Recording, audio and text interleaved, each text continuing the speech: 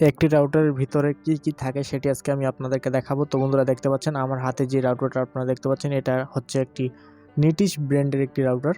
তো আজকে আমি আসলে এই রাউটারটা খুলে আপনাদেরকে দেখাবো যে রাউটারের ভিতরে আসলে মূলত কি থাকে, সেটি আজকে আমি আপনাদেরকে একদম সরাসরি দেখাবো। এবং রাউটারটা আমাদেরকে পরিষ্কার করতে হবে, কারণ অনেক দিন ধরে রাউটারটা কিন্তু চলতেছে, ভিতরে কিন্তু কিছু পরিমাণে ধুলা ময়লা জমে গেছে এবং রাউটারটা কিন্তু মাঝে মাঝে নেট ছেড়ে দিচ্ছে।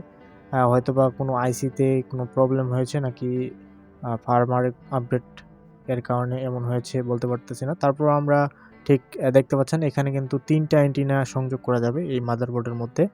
তো দেখতে পাচ্ছেন আমি সুন্দর করে মাদারবোর্ডটা খুলে নিচ্ছি। তো আসলে এই রাউটারের মধ্যে একটা মাদারবোর্ড থাকে এবং মাদারবোর্ডের সাথে আসলে থাকে হচ্ছে প্রসেসর। তো দেখতে পাচ্ছেন ল্যান পোর্টগুলো আমরা সুন্দর করে পরিষ্কার করব, কারণ এই ল্যান পোর্ট দিয়েই কিছু পোকামাকড় ভিতরে ঢুকছিল রাউটারের মধ্যে। তো ঢুকে আসলে এখানে অবস্থা 12টা বাজে দিছে। তো দেখতে পাচ্ছেন আপনারা। তো আমরা সুন্দর করে রাউটারটা পরিষ্কার করব ব্রাশ এবং পেট্রোলের মাধ্যমে। তো আমরা সুন্দর করে রাউটারটা পরিষ্কার করে নিয়ে তারপরে দেখবো যে আমাদের রাউটারটা আসলে ঠিক হয় কিনা, আগের মতো চকচক করে তোলার চেষ্টা করব। তো বন্ধুরা, আপনারা খুব সহজে এইভাবে সুন্দর করে রাউটার খুলে আবার পুনরায় নতুন করে ফিটিং করতে পারবেন। তো বন্ধুরা দেখেন, আমি কিন্তু একদম নিখুঁত হাতে একদম সুন্দর করে পরিষ্কার করতেছি এবং আস্তে ধীরে ধীরে পরিষ্কার করতেছি, কারণ এখানে অ্যান্টিনার যে তারগুলো রয়েছে, এই অ্যান্টিনার তারগুলো যেন ছিঁড়ে না যায়। এই তারগুলো ছিঁড়ে গেলে জয়েন দেওয়া খুবই কষ্টকর, এবং এটা কিন্তু জয়েন দেওয়া যায়, তবে আগের মতো আর জয়েন নেয় না, ঠিক আছে।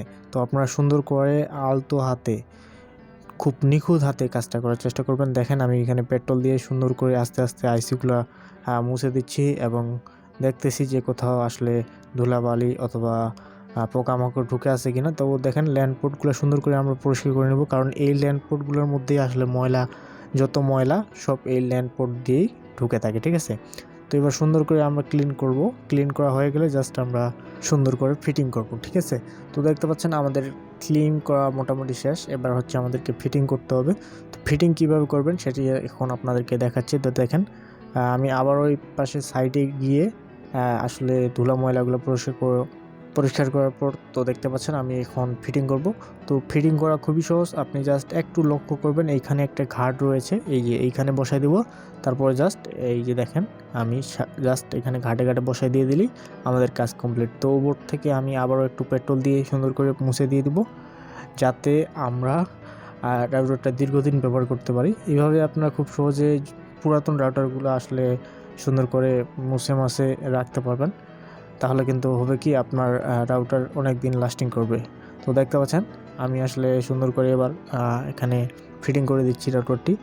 তো আমার রাউটারটার কিন্তু ওয়ারেন্টি আছে, তারপর আমি খুলে ফেলেছি, যদিও বা রাউটারটা আমার এখন নতুনের মতো ঝকঝক পরিষ্কার লাগতেছে।